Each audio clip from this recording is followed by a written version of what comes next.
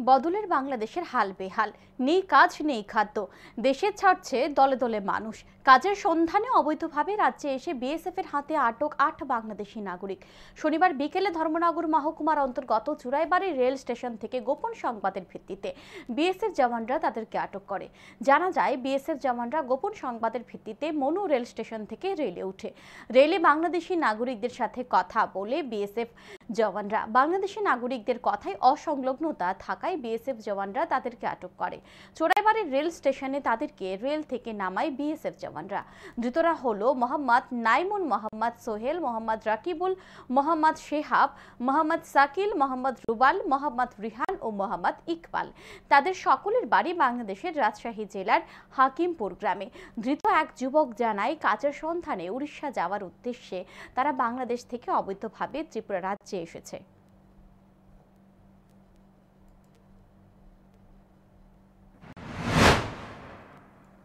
Iqbal sir.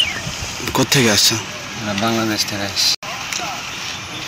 কোথায় যাবেন? আমরা কামে যাব, উড়িষ্যা বলছিলাম। উড়িষ্যা কামে যাওয়ার লেগে আসছিলাম।